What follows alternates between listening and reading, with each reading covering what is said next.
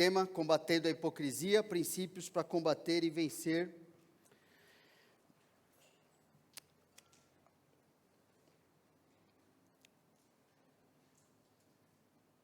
Nós estamos estudando, baseado no trecho de Mateus 23, evidências da hipocrisia segundo o que Jesus ensina. E nós vimos que a hipocrisia é evidente na pessoa cuja própria interpretação bíblica conduz a uma vida dedicada aos aspectos externos, ao invés de se dedicar à transformação do coração, baseado em Mateus 23, versos 25 e 26, que diz: Ai de vós, escribas e fariseus, hipócritas, porque limpais o exterior do copo e do prato, mas estes por dentro estão cheios de rapina e intemperança. Fariseu cego, limpa primeiro o interior do copo, para que também o seu exterior fique limpo. Nós vimos na semana passada que Jesus denuncia que suas vidas externas eram resultado da falta de arrependimento em viverem para si mesmos. Baseado nessa parte do versículo, por dentro, Jesus falou que eles estavam cheios de rapina, intemperança, nós já vimos isso. E também, Jesus ensina que limpar o interior produz limpeza exterior, baseado no verso 26, que diz: Fariseu cego, limpa primeiro o interior do copo, para que também o seu exterior fique limpo. Já falamos sobre isso, e nós, na verdade, chegamos até uma parte desse ponto, ok? Mas antes disso, vamos orar. Deus, agradecemos por podermos louvar o Teu nome, essas realidades bíblicas da Tua palavra, que nós cantamos, sobre quem o Senhor é, aquilo que o Senhor fez, faz e ainda fará na nossa vida. Nossa esperança está no Senhor, garantidos pela salvação que o Senhor nos deu, que o Senhor realizou e nos presenteou com ela. E Tua palavra nos ensina como vivermos como salvos, pessoas que têm um coração novo dado pelo Senhor, que têm uma mente nova, capacidade em Cristo, no Espírito Santo, de viver em novidade de vida. E nós pedimos que a Tua palavra, mais uma vez, nos auxilie, nos convença, nos confronte, exponha o coração de cada um aqui, porque, segundo Hebreus 4, esse é o papel da palavra, trazer para fora o coração do pecador, para que ele possa também, pela palavra, aprender a viver e glorificar a Deus na sua vida. Pedimos isso em Teu nome. Amém. Dentro desse ponto, que Jesus ensina que limpar o interior produz limpeza exterior, nós já vimos, na letra A, que o ser humano dedicado ao que é externo, antes disso uma explicação, que esse coração farisaico, que Jesus menciona, produz a hipocrisia em nossa vida perante Deus, os outros cristãos e até perante a sociedade. É esse foco no externo e não no interno que faz a gente viver de maneira hipócrita. Então nós já vimos que o ser humano dedicado ao que é externo, ao invés de abandonar a maldade de seu coração, acredita, quando ele foca no que é externo, ele acredita na sua pureza de pensamentos, na sua pureza de motivos, na pureza dos seus desejos. Baseado nesse versículo, Colossenses 3, já vimos isso.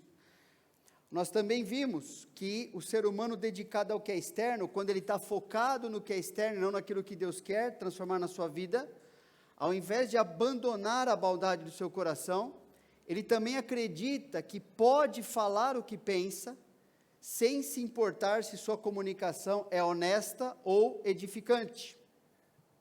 E nós vimos também, na semana passada, que o ser humano dedicado ao que é externo, ao invés de abandonar a maldade de seu coração, se comporta para ser ele mesmo. É isso que ele está interessado. Sem se importar se, ao ser ele mesmo, está sendo diferente do caráter de Cristo, que é o único aceitável e aprovado por Deus. Nós vimos na semana passada também isso, que Deus nos aceita em Jesus, Ele se alegra, Ele aprova a nossa vida, se ela está de acordo com o que o Senhor Jesus é, de acordo com o que Ele faz, com o que Ele vive. Isto é uma vida aceitável perante Deus, e é por isso também que quando nós somos salvos, Deus não simplesmente remove o pecado da nossa vida, nos perdoa, remove, afasta de nós os nossos pecados, porque isso não seria suficiente para vivermos como filhos e filhas de Deus, mas Ele nos reveste do Senhor Jesus, para sermos adotados e sermos tratados como filhos. Quando Deus enxerga um cristão agora, Ele enxerga essa pessoa porque ela está aceitável, porque ela está revestida do Senhor Jesus. É o caráter de Jesus que Deus vê na vida dela e aprova esse caráter. E quanto mais o cristão foca no que é interno e não no que é externo, quanto mais ele coopera com o que Deus quer fazer na vida dele pela palavra, mais ele reflete o caráter do Senhor Jesus e sua vida na prática, no dia a dia, é aprovada por Deus. Continuando, então, o ser humano dedicado ao que é externo, ao invés de abandonar a maldade de seu coração, procura relacionamentos e se relaciona com os outros para obter o que quer, ao invés de aprender a amar as pessoas como Deus quer.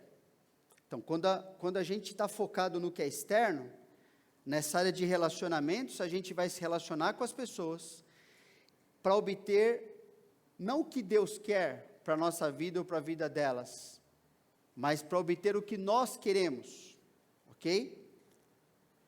Porque está focado naquilo que é externo, não na mudança de coração, ok?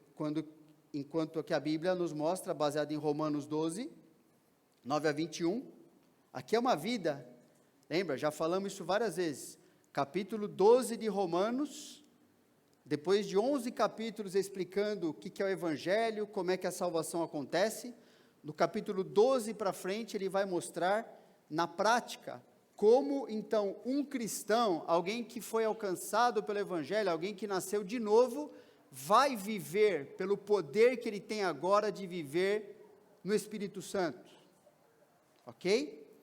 Então, Romanos 12 diz, para o cristão, o amor seja sem hipocrisia, detestai o mal, apegando-vos ao bem, amai-vos cordialmente uns aos outros com amor fraternal, preferindo-vos em honra uns aos outros. No zelo, não sejais remissos. Sede fervorosos de espírito servindo ao Senhor. Regozijai-vos na esperança. Sede pacientes na tribulação. Na oração perseverantes. Compartilhai as necessidades dos santos. Praticai a hospitalidade. Abençoai os que vos perseguem. Abençoai e não amaldiçoeis. Alegrai-vos com os que se alegram, e chorai com os que choram, tende o mesmo sentimento uns para com os outros, em lugar de serdes orgulhosos, condescendei com o que é humilde, não sejais sábios aos vossos próprios olhos, não torneis a ninguém mal por mal, esforçai-vos por fazer o bem perante todos os homens, se possível, quanto depender de vós, tende paz com todos os homens, não vos vingueis a vós mesmos, amados, mas dai lugar à ira, porque está escrito, a mim me pertence a vingança, eu é que retribuirei, diz o Senhor. Pelo contrário, se o teu inimigo tiver fome, dá-lhe de comer, se tiver sede, dá-lhe de beber, porque fazendo isto, amontoarás brasas vivas sobre a sua cabeça. Não te deixes vencer do mal, mas vence o mal com o bem. Então, um trecho desse, lógico, tem muita coisa, mas ele está mostrando o tipo de relacionamento que um cristão tem quando o foco dele está em abandonar a maldade do seu coração, em tratar aquilo que não presta, em abandonar aquilo que impede o amor bíblico de verdade. Quando ele está focado nisso, quando ele se preocupa em ser transformado à imagem do Senhor, ele vai fazer o que puder fazer, ele vai fazer tudo o que é possível para viver desse jeito aqui, porque ele está focado em interno, não externo, né? Ele não está focado, essa situação, essa pessoa, lembra, tudo isso é externo, a pessoa fez uma coisa, essa situação causou tal coisa para mim. Se o foco está no interno, a questão é como é que eu vou aproveitar o que aconteceu, para aprender a viver como Deus quer que eu viva, independente do que eu sofri, do que eu não sofri, da situação X ou Y, porque não tem nada que é externo que me obriga a reagir internamente de maneira desagradável a Deus. E a nossa sociedade gosta de acreditar isso aí, e infelizmente o cristão também gosta de acreditar nisso, que porque fez ou deixou de fazer, porque essa situação, essa pessoa, agora eu não tenho opção a não ser pecar. Isso é errado. Deus não aceita isso. Todas essas palavras aqui, se percebe, estão no imperativo, esses verbos. Ordem, né? Amai-vos sem hipocrisia. Por que ele fala isso para cristãos? Porque ainda tem muita hipocrisia lá dentro, pessoal. Por que tem que ensinar a fazer tudo isso aqui? Porque naturalmente a gente não faz, certo? Não flui da nossa vida, né? A gente não nasceu como cristão, a gente nasceu como pecador, pecamos bastante, e agora que nós somos perdoados, nós precisamos aprender o que é viver de verdade, e agora em Cristo nós temos poder para viver assim. Por isso essa ordem é dada para os cristãos. Situações difíceis, pensa, cristãos podem machucar mesmo os outros cristãos, e outras pessoas também. O nosso coração pode ficar tomado de querer se vingar numa situação, por exemplo. E não pensa que vingança é uma coisa, né, espetacular, não é um filme de Hollywood. Muitas vezes ela é muito sutil, ela é muito sorrateira. Okay? Ela, através de comentários bem mal intencionados, ela vai se desenvolvendo, né? Por isso a questão de falar aqui, como é que a gente se relaciona com as pessoas, é para obter o que eu quero desses relacionamentos, é usar as pessoas para satisfazer aquilo que eu acho que eu preciso, ou é para eu identificar o que Deus quer para a minha vida e para a vida dessa pessoa, e me relacionar dessa forma que está aqui.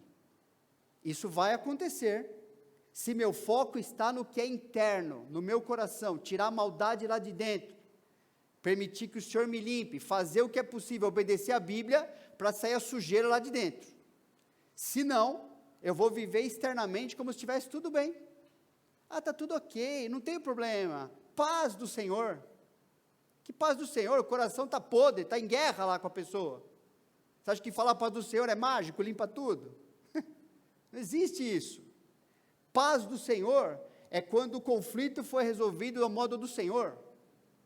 Aí sim, quando as coisas estão caminhando de acordo com o que o Senhor manda a gente fazer. Aí, nós temos resultado, né? Buscar a paz e alcançá-la de verdade. Porque eu estou vivendo dessa forma aqui, nos relacionamentos. Ok? E o ser humano dedicado ao que é externo, ao invés de abandonar a maldade do seu coração, também não se dedica a servir aos outros, nem a servir de coração, porque sua visão elevada de si mesmo o torna insensível às necessidades alheias, mesmo às ordens expressas de Deus em como deve gastar sua vida para Ele, para Deus.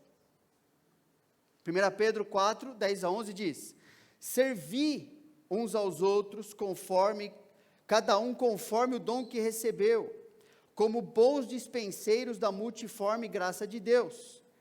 Serve aos outros conforme o dom que você recebeu. Gasta a sua vida do jeito que Deus falou para gastar. Se alguém fala, fale de acordo com os oráculos, com a palavra de Deus. Se alguém serve, faça-o na força que Deus supre, para que em todas as coisas Deus seja glorificado por meio de Jesus Cristo, a quem pertence a glória e o domínio pelos séculos dos séculos. Amém. Se a gente está focado no que é externo, isso aqui não vai acontecer. Ou não vai servir, ou não vai servir com a motivação certa. Ok? Agora, se está focado no que é interno, se eu quero que a maldade do meu coração seja eliminada, se eu quero trabalhar para isso, se eu estou empenhado nisso, eu vou servir ao Senhor, eu vou me dedicar a isso, a servir os outros. Já falamos aqui várias vezes também, que não existe esse negócio de eu sirvo a Deus sem servir o povo dele. Esse pensamento é invenção de coração rebelde. Isso é falso. Ok? Servir a Deus, tanto no Antigo Testamento, quanto no Novo Testamento, ou seja, na Bíblia inteira, tem a ver com dedicar a sua vida a viver, servir as pessoas de Deus, e gastar a sua vida naquelas que ainda não são de Deus, mas podem vir a ser, se você gastar tempo com elas, mostrando o amor de Deus. Isso é serviço ao Senhor, ok? Interno aqui, em coisas que a gente precisa, a nossa vida como igreja, e externo também, nas pessoas que ainda conhecerão o Senhor. Então, isso aqui tem a ver com uma vida de dedicar-se ao Senhor, né, porque a pessoa está interessada em ser transformada no seu coração. Então ela vai gastar a vida para o Senhor como Ele manda gastar. Agora, terceiro ponto da mensagem. Deus ordena e ensina como abandonar a vida hipócrita. Jeremias 4,14, Deus fala: lava o teu coração da malícia, ó Jerusalém, para que seja salva. Até quando hospedarás contigo os teus maus pensamentos? Um versículo, dentre tantos, que nos ensina a como nos arrepender. Então, a solução para a hipocrisia é o reconhecimento e arrependimento bíblico. 1 Pedro 1, 17 a 21, ora, se invocais como Pai aquele que, sem acepção de pessoas, julga segundo as obras de cada um, portai-vos com temor durante o tempo da vossa peregrinação, sabendo que não foi mediante coisas corruptíveis como prata ou ouro que fostes resgatados do vosso fútil procedimento que vossos pais vos legaram, mas pelo precioso sangue, como de cordeiro sem defeito e sem mácula, o sangue de Cristo, conhecido com efeito antes da fundação do mundo, porém manifestado no fim dos tempos por amor de vós, que por meio dele tendes fé em Deus, o qual o ressuscitou dentre os mortos e lhe deu glória, de sorte que a vossa fé e esperança estejam em Deus. E a partir de agora nós temos um roteiro para a gente aprender a viver de maneira interna, focando naquilo que é interno, focando em arrependimento, trabalhando, podendo trabalhar um passo a passo. Se a gente fizer isso aqui, se a gente se dedicar a praticar o que está aqui, Deus vai produzir mudança na nossa vida. Aquela que você ora, eu oro há bastante tempo às vezes, para mudar aquilo, uma área, essa ou aquela. E por que não acontece muitas vezes? Porque não há dedicação nesse passo a passo aqui. Mas se a gente fizer isso aqui, vai acontecer. 1 Pedro mostra um monte de coisa aqui, mas ele está falando, quero destacar duas coisas em relação a essa solução para a hipocrisia, que é o reconhecimento e arrependimento bíblico. Ele nos ensina que é necessário uma decisão de viver segundo sua identidade cristã, ok?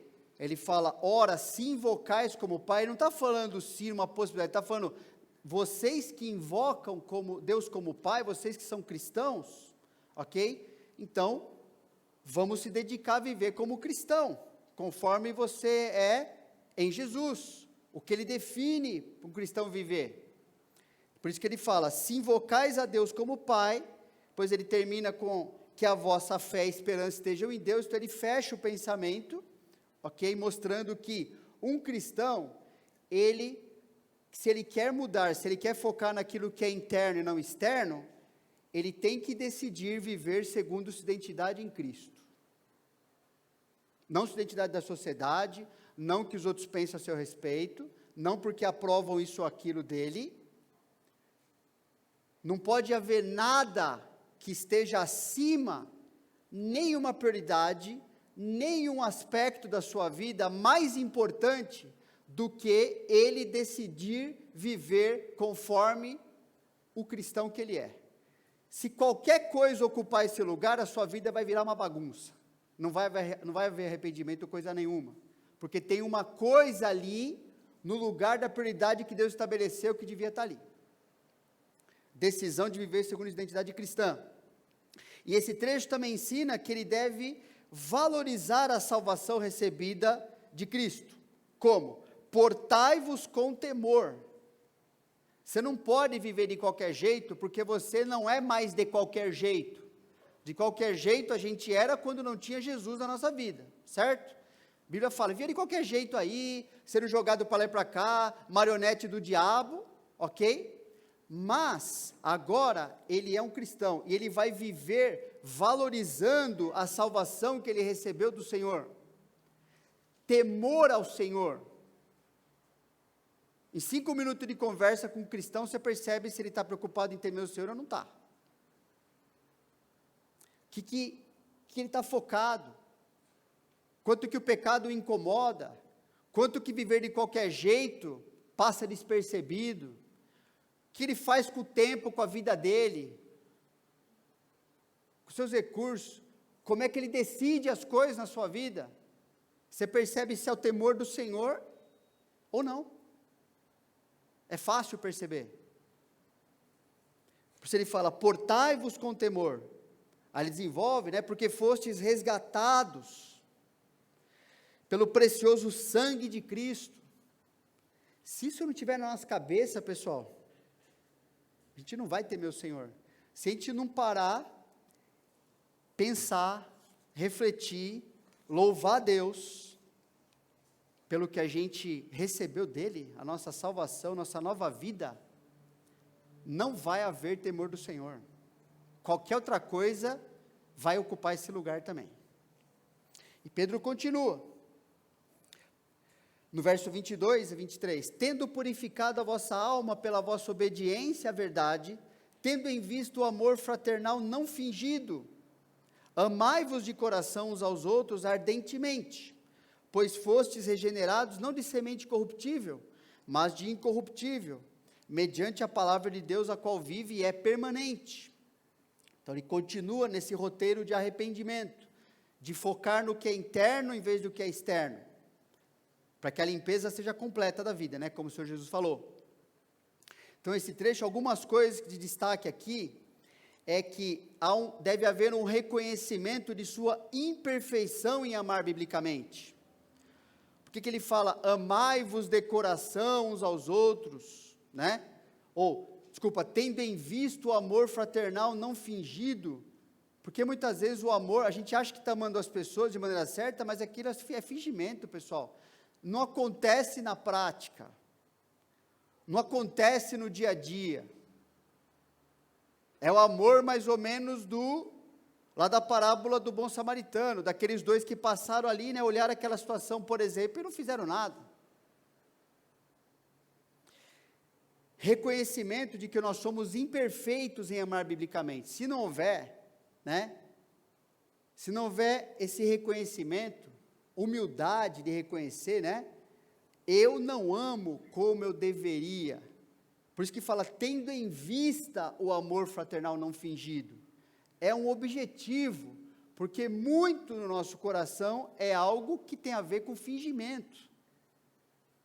A gente não trata, às vezes, o que tem que tratar com as pessoas. A gente não fala o que precisa ser falado. A gente fala um monte de besteira que não tem que ser falado. A gente não se aproxima das pessoas de maneira, às vezes, piedosa. A gente não se envolve para produzir o que é melhor que Deus, falamos antes lá, o que Deus quer na vida dela. Nós nos aproximamos muitas vezes para amar a nós mesmos, ainda mais. Né? Muita coisa acontece. Nós paramos de amar muitas vezes. Nós desistimos quando as coisas não são do nosso jeito. Por isso que eu adoro 1 Coríntios 13, porque ele me amassa na parede. Ele me mostra o que é o amor verdadeiro. Me mostra como eu sou imperfeito, mas como em Jesus eu posso crescer nisso aí. Então, reconhecimento de sua imperfeição é amar biblicamente. Aí tem o seguinte, né, para a gente não ficar desesperado, né? Decisão de aprender a amar biblicamente. Por isso que ele tem uma ordem. Amai-vos de coração uns aos outros ardentemente. Bom, se eu não amo, mas eu posso aprender. Não fingir que está tudo bem, né? Não ir tocando a vida, né? Como se Deus não estivesse vendo as coisas. Mas eu posso aprender a amar de coração ardentemente as pessoas. Só que eu preciso decidir. Eu preciso falar, é isso que eu vou fazer. Eu vou obedecer isso aqui, pô. E, como ele fala depois, é mediante a palavra de Deus, de fato, amar, como a Bíblia ensina. Então, a Bíblia fala que o amor é paciente. Eu não estou sendo paciente com você, que eu tenho que fazer? Deixa eu ver, vou fazer uma assembleia para ver que... Não, é fácil saber isso aí. Entendeu? Eu vou começar a ser o que eu não sou. O amor não busca o seu interesse. E nessa situação com essa pessoa eu estou buscando, o que eu faço? Para com isso e busca o interesse dela. Entende? Assim, ó, se a gente vai para a palavra, fica fácil. Se a gente focar no outro, ou nos outros, ou na situação, aí eu me embanano, aí nada acontece. Se eu focar no merecimento das pessoas, porque elas deviam ser aquilo, deviam ser um monte de coisa, mas sabe quem mais devia ser um monte de coisa? Quem você acha? Isso, eu e você. Eu li uma frase outro dia, ouvi uma frase de um pregador que falava assim, ó, sabe uma coisa que me ensinou bastante a amar mais as pessoas? Diminui a expectativa e aumenta o seu amor. Eu espero muita coisa, sabe, às vezes das pessoas, eu espero, não, porque devia, e é coisa que Deus espera também, não, porque a Bíblia fala que tem que ser assim, tem que ser assado, é verdade, só que quem vai transformar as pessoas não é minha expectativa, entendeu? Deus não deu essa função para mim, eu não sou Espírito Santo, nem você é. A única coisa que Deus manda eu fazer é, abaixa a sua expectativa, assim, trata a sua expectativa como você gosta de ser tratado por Deus, porque se Deus tratar você conforme o que Ele espera de você, meu irmão e minha irmã, vai voar pena, entendeu? Não vai dar certo. Então, abaixa a sua expectativa, certo? Olha no espelho, abaixa a expectativa, lembra que Deus usa o critério da palavra para observar a nossa vida, então abaixa a expectativa, e ama mais, ok? Pratica mais isso aqui, porque você está fazendo a sua parte, percebe? Você está lidando com aquilo que é interno da sua vida, a única coisa que você pode fazer é isso. Você não vai transformar ninguém se vingando, dando gelo, falando mal, você vai fazer nada disso, você vai piorar a sua vida só. Você não vai fazer nada com a pessoa. Mas se você for atrás da pessoa e amar como Deus manda amar, às vezes tem que falar com a pessoa, lógico, né? Amor bíblico.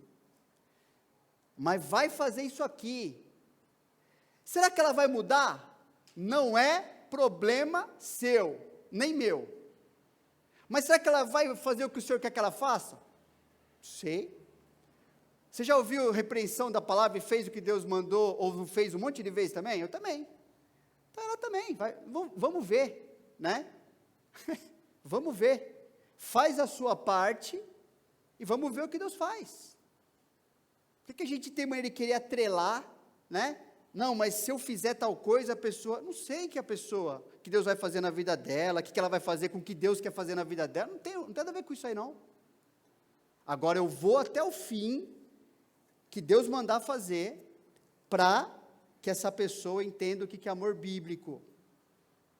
E às vezes ela não vai gostar de algum aspecto do amor bíblico, mas não é problema nosso, se vai aceitar aquilo, isso é o papel de Deus convencer ela. Amar como a Bíblia ensina. Pedro continua, despojando-vos, portanto, de toda maldade e dolo, de hipocrisias e invejas e de toda sorte de maledicências, desejai ardentemente como crianças recém-nascidas o genuíno leite espiritual, para que por ele vos seja dado crescimento para a salvação, e aqui está falando da salvação, aspecto santificação, se é que já tendes a experiência de que o Senhor é bondoso, o si também já tem experiência, vocês já são nascidos de novo, ou seja, uma vez que já tendes a experiência que o Senhor é bondoso. Então, dois aspectos aqui importantes, não, vários na verdade. Primeiro que ele fala, abandonar toda falta de amor o que é? É pecado, né? Despojando-vos, portanto, maldade é falta de amor, dolo é falta de amor, hipocrisia é falta de amor, inveja, maledicência é falta de amor. Arranca isso da vida, abandona, para com isso aí, para, agora, decide assim, ó, não vou mais ficar vivendo assim, se despe disso aí. Aí ele fala, né, desejai ardentemente o genuíno leite espiritual, então o que é isso aí? Praticar o amor bíblico, que é o que? Arrependimento, né, para que por ele você seja dado crescimento. Quem pratica a palavra, segundo o livro de Hebreus, capítulo 5, o que acontece com a pessoa? Ela é madura e ela continua crescendo, ok? Se não pratica, pode viver a vida inteira na igreja, pode fazer as coisas, participar de tudo, vai continuar como alguém imaturo, porque não pratica, ok? Então, praticar esse amor bíblico, né, que tem a ver com se despojar do pecado, tem a ver com o quê? Outros textos na Bíblia falam sobre isso, né? Você precisa sentir tristeza pelo pecado, para começar, né? Você precisa, lembra, temor do Senhor? Alguém que teme ao Senhor, fica muito triste, contristado, fica arrasado quando peca, ok? Não quer viver daquele jeito, não é simplesmente, pequei, Deus perdoa mesmo, tudo bem, não, ele tem tristeza profunda pelo pecado, ele é amassado por aquilo, que é isso que mexe com a vida dele, ele confessa o pecado, ok, tanto a Deus, quanto aos envolvidos que foram afetados pelo seu pecado, ele restitui quanto ao pecado que prejudicou os outros, falou mal de alguém, só que você falou isso para outras pessoas, o que você tem que fazer agora? Perdão irmão, falei mal de você, isso é parte, agora você vai atrás de cada pessoa que você falou, fala, sabe aquilo que eu disse lá? Eu menti, eu inventei, eu caluniei, eu falei besteira. E então agora eu te peço um favor, tá bom? Você precisa me ajudar agora. Você vai até a pessoa a qual eu falei mal dela e fala que eu vim acertar com você aqui para que tenha tudo resolvido. Você roubou alguma coisa de uma pessoa, você estragou, vai atrás, se vira, tenta restituir aquilo ali. Porque a gente é perdoado, mas é engraçado como essa parte de, né, desfazer o mal cometido, às vezes é assim, vai na conta do perdão e fica por isso mesmo, só que você causou um estrago, material é muito bobo às vezes, né, muitas vezes a gente fala assim, deixa para lá, tranquilo, né, mas o estrago moral, da reputação de uma pessoa, isso é sério para Deus. Deus fala que Ele abomina, em Provérbios 6, quem vive desse jeito. É alguém que se torna abominável perante Deus. Ele considera isso sério. E esse trecho também fala na questão de confiança exclusiva no perdão de Deus quanto ao pecado. Né? Se é, ou uma vez que já tem experimentado que o Senhor é bondoso, como é que a gente sabe que Deus é bondoso? Que a gente está salvo, pessoal, porque Ele pegou um bando de pecador, perdido, revoltado, rebelde, inimigo dEle, e perdoou e trouxe para perto dEle. O Senhor é muito bondoso, quando olha para a minha vida, e lembra o que eu era, o que eu sou ainda, e o que Ele está fazendo, eu falo, nossa, como o Senhor é bom. Tem que pensar nisso, senão não vai fazer o que Deus quer. E finalmente, no versículo 9 e 10, o que a gente pode ver assim, que é um privilégio, né? Vós, porém, sois raça eleita, sacerdócio real, nação santa, povo de propriedade exclusiva de Deus. Olha quanta coisa que Deus, como é que Deus os enxerga em Jesus, a fim de proclamardes as virtudes daquele que vos chamou das trevas para a sua maravilhosa luz. Vós sim que antes não erais povo, mas agora sois povo de Deus, que não tinhas alcançado misericórdia, mas agora alcançastes misericórdia. E aqui, dentre algumas coisas que ele está falando, ele está dizendo sobre a prática de uma nova vida afastada do pecado, né? Vocês são vocês são sacerdócio. Sacerdote, lembra, uma das coisas principais para servir o Senhor, ele tinha que se purificar. No pré-misericórdia, ele vivia afastado daquilo que não presta. O que acontecia se ele se aproximasse diante de Deus lá, sem resolver os pecados da sua vida? Ele entrava lá no santuário e não saía mais. Ia ser puxado, arrastado para fora, porque ele estava morto. Ok? Então, prática de uma nova vida afastada do pecado. Vida de comunhão com os que vivem também afastados do pecado. Presta atenção nisso. Vida de comunhão, às vezes a gente convive com todo mundo. Comunhão é com quem está procurando viver afastado do pecado. Porque senão você está pecando também. Junto, cúmplice.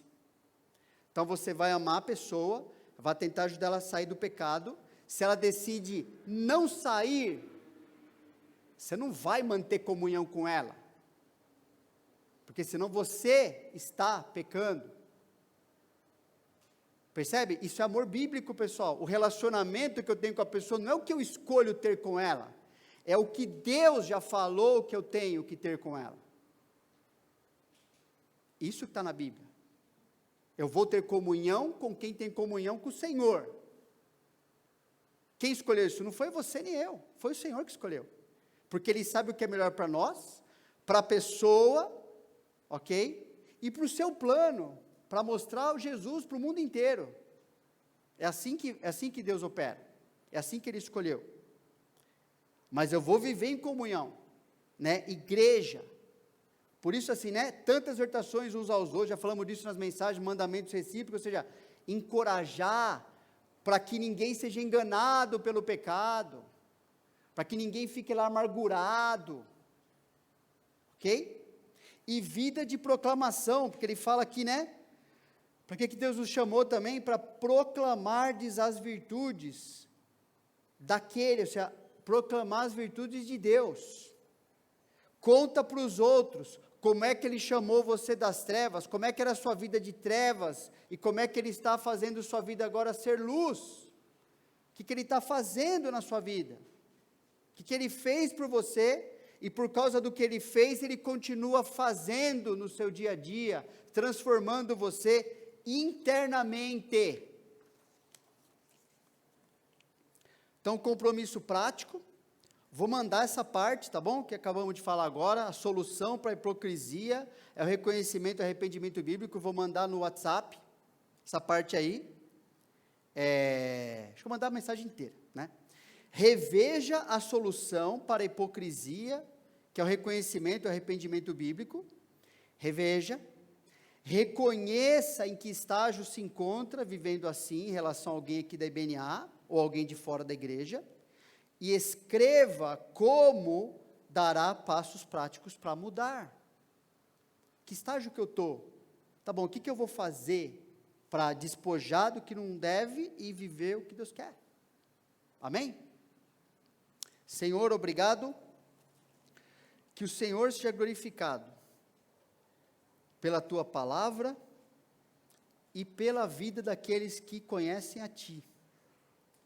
Que o Senhor receba a glória, que fique exaltado aquilo que o Senhor fez por nós, diante de outros irmãos, diante daqueles que ainda não são irmãos, por vivermos dessa forma aqui, por vivermos uma vida que foca naquilo que é interno. Pedimos Tua ajuda, Teu poder, Tua misericórdia, para nos despojarmos de vivermos na hipocrisia, para vivermos como o Senhor Jesus vive,